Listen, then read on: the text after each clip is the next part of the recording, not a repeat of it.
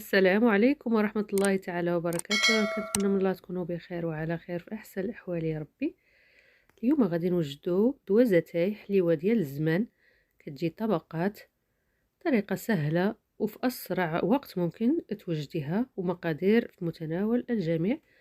بالنسبة للمقادير، عندي 4 بيضات متوسطة الحجم، كأس ونصف ديال السكر، وكأس ونصف ديال زيت المائدة، خمارتين ديال 8 غرام وساشية ديال فاني. وهنا عندي الكاكاو والدقيق حسب الخليط. كنضربوا البيض مع السكر، قلنا كأس ونصف. هاد الحليوه هذه نجتهدوا في حلويات جداد، وكتبقى هاد الحلوى هذه مره كنتوحشوها وكنرجعوا نديروها، وما كتاخذش وقت، وما فيهاش مراحل ديال التزيين صعيبه ولا يعني بسيطه جدا، واي وحده ممكن ديرها واخا تكون اول مره. كما شفتوا كأس ونصف ديال الزيت، ديال السكر، عفوا، ساشي ديال فاني، وكنخلطو وكنمزجو الخليط جيدا.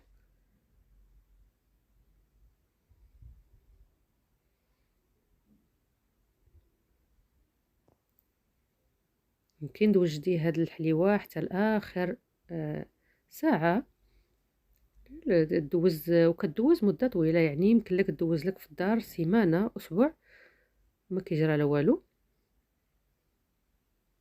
كأس ونصف، بل اكثر من اسبوع. كنجمعوا الخليط كامل وكنضيفوا الدقيق تدريجيا.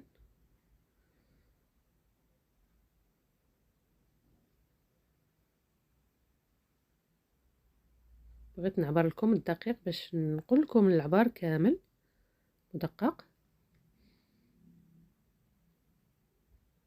وكنجمعو، يمكن لك تستعملي يدك.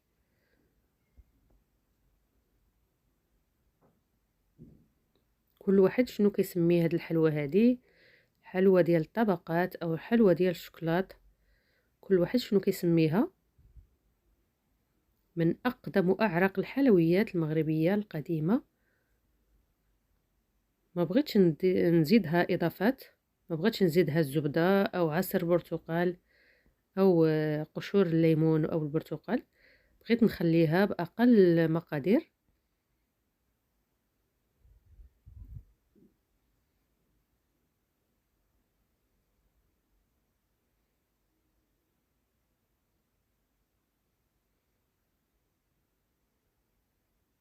هنا كنجمع بيدي لان الخليط كيجي ثقيل شويه. تقريبا هزت لي 6 كؤوس ونصف ديال الدقيق، وكيبقى الدقيق كل وحده وشني عاد يهزله على حسب الدقيق وعلى حسب حجم البيض. كنزيد خمارة الحلوى 8 غرام، كيسين، وكنكمل بمزج العجين.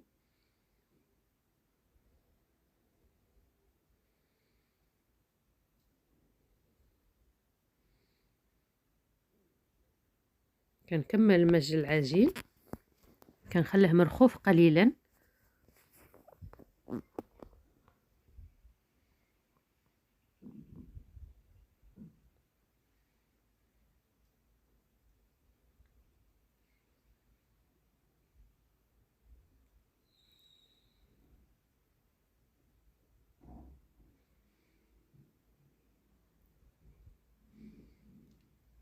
كنزيد الدقيق تدريجيا، ما بغيتهاش تجيني ثقيله بزاف، بغيتها تبقى مرخوفه باش تجيني مفشفشه.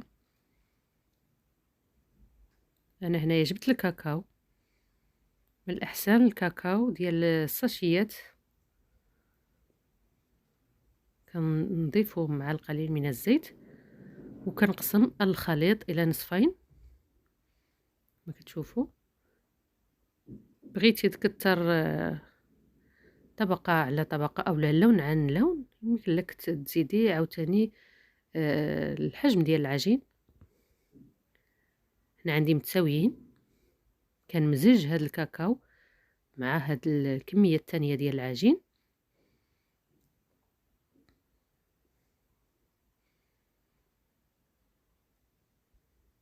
كيبقى الكاكاو بغيتي تستعملي الحلو أو المر، حتى المر ما كيضرش، ما كيتغيرش الطعم ديالو لأن الحلوى فيها السكر. كنجيب القطعة أولا العجين ديال الكاكاو وكنفردها على لاطه اللي غتدخل لي الفران، على ورق الزبدة. ما كاينش ورق الزبدة، رشي بالزيت والقليل من الدقيق فقط. طبعا اذا ما كانش ورق الزبدة ما غاديش تفرديها عليها، غادي تلقى في سطح العمل وتهزيها. انا هنا خليتها خفيفة شوية، داكشي علاش غتجيني صعيبة شوية في الهزان. كنطلق الطبقة الاخرى العادية اللي ما فيها والو، وكنحطها على الطبقة ديال الكاكاو. كنحاول نديرها عليها كاملة وكنطويها بحال الطي ديال الرغيفة تقريبا.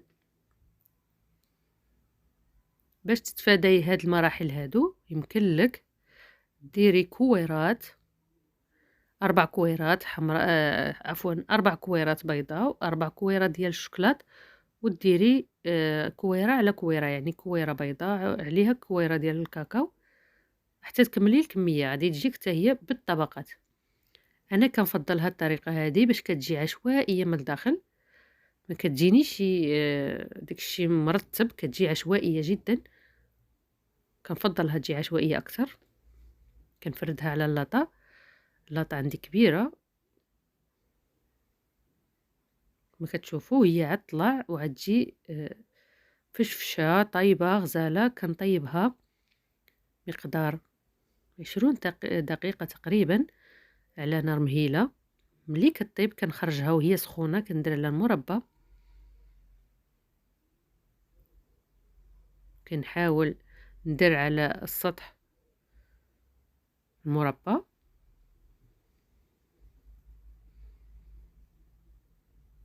كما قلت هي باقه سخونه، يلا خرجتها من الفرن.